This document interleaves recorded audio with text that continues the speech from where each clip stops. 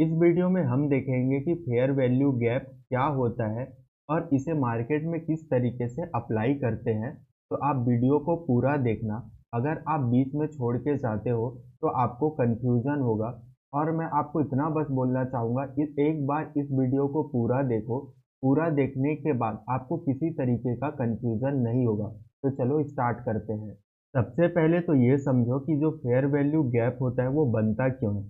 Fair value gap जो होता है मार्केट में एक रैपिड मोमेंटम के वजह से बनता है। रैपिड मोमेंटम कब आएगा? जब जो बड़े प्लेयर्स होते हैं वो मार्केट में अपना क्वांटिटी ऐड करते हैं।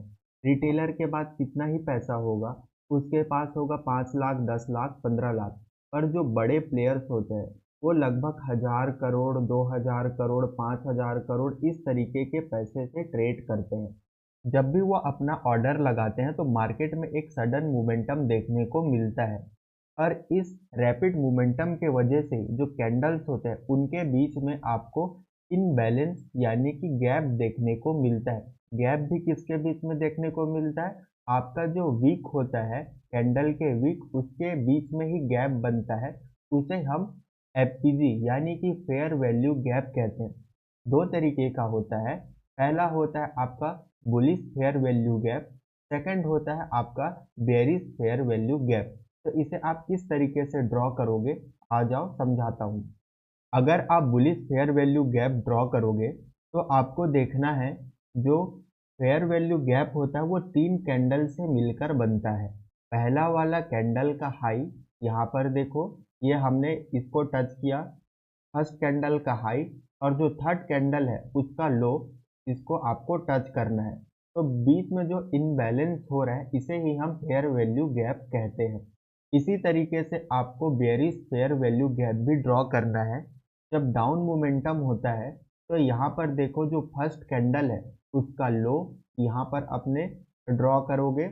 और उसके बाद जो थर्ड कैंडल है उसका हाई इस तरीके से ड्रॉ करोगे तो आपका बेयरिश फेयर वैल्यू गैप बन जाएगा। आई होप आप इतना समझ गए हो। अगर नहीं भी समझ आया तो वीडियो को कंटिन्यू देखो, मैं इसे लाइव मार्केट में भी तुमको एक्सप्लेन करूंगा। हमने पहले सीखा था कि जो इस वाला कैंडल होगा, फर्स्ट कैंडल का लो और जो थर्ड कैंडल होगा उसका हाई, इसको टच करेंगे तब हमारा जो बेयरिश फेयर वैल्यू गैप बनेगा। अगर यहाँ पर जो कैंडल है वो फर्स्ट कैंडल को ओवरलैप कर देता है इस तरीके से कुछ, यहाँ पर देखो ये ओवरलैप कर दिया, तो ये इनवैलिड हो जाएगा। मेक श्योर जब भी आप स्ट्रक्चर ड्रॉ करोगे तो देखोगे कि ये जो कैंडल है वो ओवरलैप ना करे। अगर ओवरलैप करता है तो ये जो फेयर वैल्यू गैप है हमारा इनवैलिड हो जाएगा। इसी तरीके से चलो देखते हैं बुलिश का किस तरीके से आपको ड्रॉ करना है। यहाँ पर भी वही रूल अप्लाई होगा। ये हमारा वैलिड है क्योंकि इन दोनों कैंडल के जो वीक है वहाँ पर हमें इनबैलेंस देखने को मिल रहा है। इनबैलेंस यानी कि गैप। अगर आप यहाँ पर देखते हो ये कैंडल का विक ओवरलैप कर जाता है तो ये इनवैलिड होगा। यहाँ पर भी वही रूल अप्लाई होगा, तो ये जो हो गया आपका इनवैलिड। तो अब मैं इसे लाइव मार्केट में एक्सप्लेन करता हूँ। ये हमारा हो गया फर्स्ट कैंडल, ये सेकंड कैंडल, ये थर्ड कैंडल। जो फर्स्ट कैंडल है उसका आपको हाई को टच करना है और जो थर्ड कैंडल है उसका अपन लो को टच करेंगे। इसी तरीके से मैं आपको और एग्जांपल शो करता हूँ। ये हमारा फर्स्ट कैंडल का हाई हो गया और थर्ड कैंडल का लो। एक और एग्जांपल शो करता हूँ। ये वाला देखो, इसका रेंज छोटा है लेकिन आप बोलोगे कि इस वाले एफपीजी का रेंज इतना बड़ा है और दूसरा एफपीजी का जो रेंज है वो इतना बड़ा है, तो दोनों में से कौन सा इम्पोर्टेंट है? तो दोनों में बराबर इम्पोर्टेंट है क्योंकि इसमें जो होता है रेंज मैटर नहीं करता। चाहे इस एफपीजी का रेंज इतना बड़ा हो और इसका इतना बड़ा हो, दोनों की पॉसिबिलिटी है कि मार्केट जो है वो यहाँ से आके सीधा भाग इतना बड़ा आपको सीधा टारगेट दे सकता है या इस छोटे वाले से भी इतना बड़ा ही टारगेट दे सकता है। तो कई लोगों को कंफ्यूजन होता है कि जो रेंज होता है वो मैटर करता है क्या। तो मैं बता दूं कि रेंज होता है वो मैटर नहीं करता। आपने बुलिश एफपीजी देख लिया, अब उसके बाद आपको मैं बेरिश वाला शो करता हूँ। यहाँ पर देखो, ये आपका फर्स्ट वाला ये एक एफपीजी हो गया बेरिश। ठीक है। और उसके बाद मैं आपको और एक्सप्लेन कर देता हूँ ताकि आपको किसी तरीके का कंफ्यूजन ना हो। यहाँ पर देखो ये वाला ये हो गया। एक इनवैलिड का एग्जांपल आपको दिखा देता हूँ। First candle, second candle, third candle. तो फर्स्ट कैंडल का आपको क्या करना रहता है, हाई लेना रहता है, लेकिन आप देखो थर्ड कैंडल जो है वो इसके बीच में ओवरलैप कर रहा है, तो ये हमारे लिए क्या हो गया, इनवैलिड हो गया। अब इसके बाद हम देखेंगे कि कौन सा एफपीजी से आपको बाय करना है और कौन सा एफपीजी से आपको सेल करना है। इसके लिए आपको फिबोनाची टूल यूज करना है।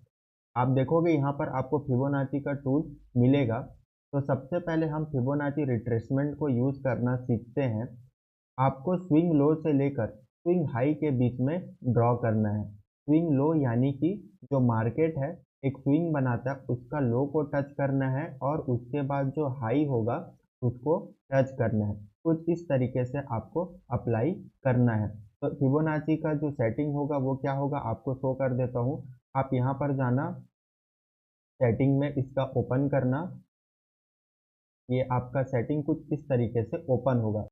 तो फिबोनाची रिट्रेसमेंट का सेटिंग आपको ये रखना है, बस इसमें तीन चीज आपको मार्क करना है। पहला 0, 1 और 0.5 और यहाँ पर आपको अप्लाई कर देना है, तो आपको तीन जोन ही दिखाई देगा। तो 0.5 और 1 के बीच में जो रेंज होगा उसे हम क्या कहते हैं, इसे हम कहते हैं प्रीमियम जोन।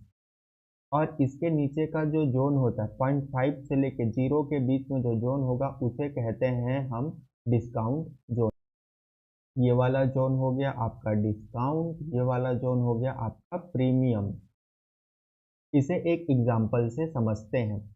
आप एक दुकान खोल के रखे हो और जहां पर आप फोन सेल करते हो, फोन का प्राइस है 1 लाख रुपए, लेकिन आपको पता है कि कुछ दिनों के बाद फोन का प्राइस जो है वो 80,000 होने वाला है।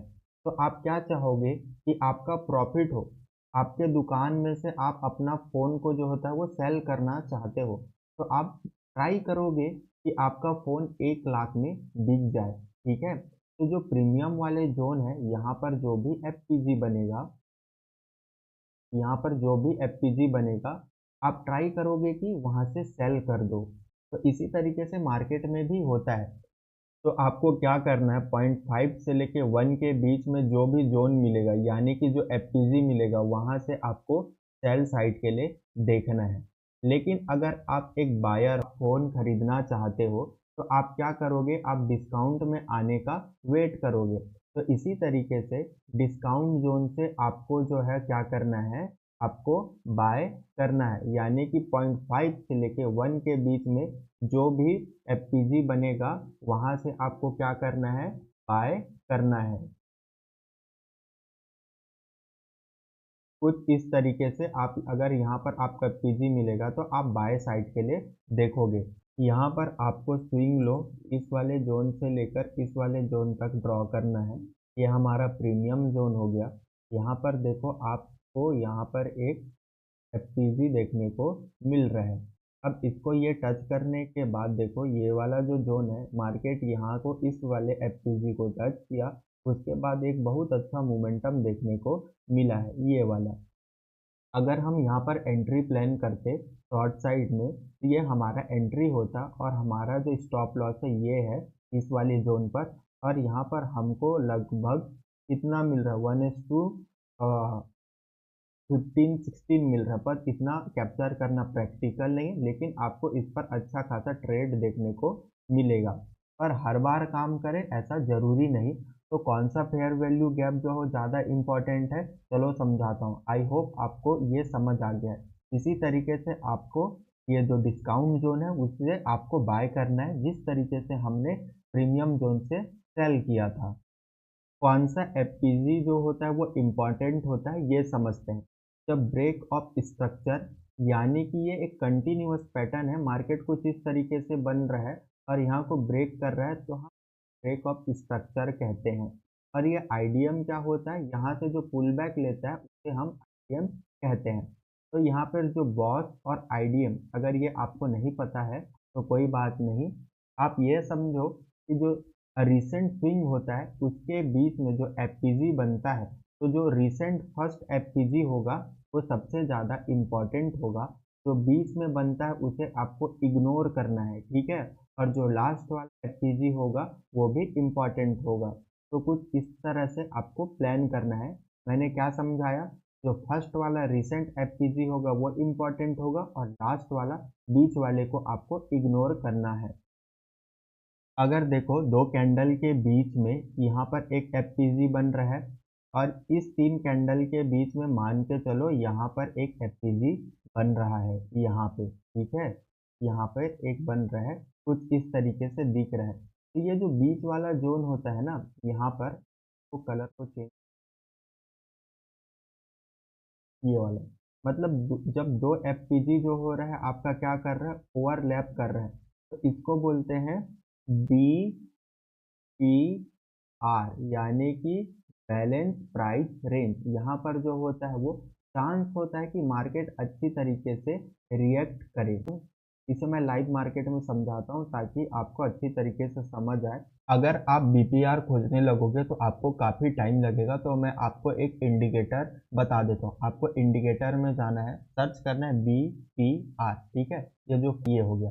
तो यहाँ पर आप देखो कई सारे आपको रेंज देखने को मिल रहे हैं। मतलब यहाँ पर जो एफपीजी होता है वो ओवरलैप कर रहा है, ठीक है? यहाँ पर देखो कैसे ओवरलैप कर रहा है, इसको मैं आपको समझाता हूँ।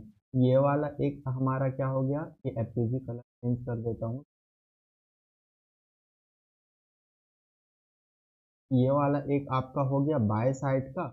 और यहाँ पर क्या देख रहे हो अपन, ये देखो, ये देखो यहाँ पर आपको बाय साइड का देखने को मिल रहा है ये वाला। और यहाँ पर आपको एक सेल साइड का भी देखने को मिल रहा है ये वाला। तो लेकिन इसके बीच का जो कॉमन है, ये वाला कॉमन, ये वाला जो पार्ट है ना, ये इसके बीच में जो कॉमन है उसे ही अपन कहते हैं बैलेंस प्राइस रेंज। यहाँ से बहुत ज़्यादा चांस होता है कि मार्केट अच्छा रिएक्ट करे, पर ये ज़रूरी नहीं कि हर बार रिएक्ट करे, ठीक है? हमेशा रिएक्ट करे। ट्रेडिंग में कुछ भी 100% नहीं होता है। इसको आपको काम करना पड़ेगा, प्रैक्टिस करना पड़ेगा। बहुत बार प्रैक्टिस करोगे तो आपकी तभी चीज़ें काम आएगी। यहाँ पर देखो ये बना, इसके बाद यहाँ से जैसे कि एक ये ब्रेकआउट दिया है, इसको टच करके कितना अच्छा मार्केट दिया। अगर मैं इस वाले जोन पर एंट्री लेता, इस वाले कैंडल पर, यहाँ पर मैंने एंट्री लिया और फिर मेरा ये वाला स्टॉप लॉस रहा इस वाले कैंडल पे, ठीक है? थोड़ा सा मैं फिर बड़ा स्टॉप लॉस दे रहा हूँ एग्जांपल में समझाने के लिए। ये देखो 1:5 आपको इजीली मिल रहा है। इसी तरीके से आपको ट्रेड प्लान करना है। मैंने बता दिया है इंडिकेटर, यहाँ पर जाके आपको सर्च करना है बीपीआर, ठीक है? Balance price range. इस तरीके से आपको ट्रेड करना है। आई होप आपको यहाँ पर जो भी मैंने समझाया एफपीजी वो आपको समझ आ गया होगा। एक बार 1 मिनट में रिकॉल करते हैं। सबसे पहले हमने क्या सीखा, जो भी इम्बैलेंस होगा कैंडल के बीच में उसको हम एफपीजी कहते हैं। 3 कैंडल के फॉर्म से बनता है। उसके बाद हमने देखा कि अगर कैंडल का विक ओवरलैप करता है तो उसे हम इनवैलिड कहेंगे। फिर उसके बाद हमने देखा कि फिबोनाची किस तरीके से यूज़ करना है। 2 जोन होता है, पहला होता है प्रीमियम जोन, दूसरा होता है डिस्काउंट जोन। प्रीमियम जोन से सेल करना है, डिस्काउंट जोन से आपको बाय करना है। फिर उसके बाद कौन सा इम्पोर्टेंट होगा, सबसे रिसेंट वाला सबसे ज़्यादा इम्पोर्टेंट होगा जो, और लास्ट वाला होगा। बीच वाले को आपको इग्नोर करना है। जो इसका रेंज होता है वो मैटर नहीं करता, बड़ा हो या छोटा हो उसमें ही उतनी ही प्रोबेबिलिटी होती है कि मार्केट वहाँ से ऊपर चले जाए। फिर उसके बाद हमने क्या सीखा, उसके बाद हमने सीखा बैलेंस प्राइस रेंज, ठीक है?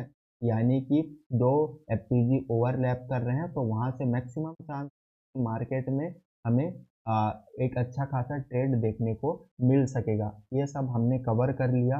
आई होप आपको सब समझ आ गया। अगर वीडियो आपने यहाँ तक पूरा देखा है तो चैनल को सब्सक्राइब कर दो, और मेरा जो इंस्टाग्राम का पेज है उसका मैं लिंक डिस्क्रिप्शन पर डाल दे रहा हूँ, जाके फॉलो कर लेना।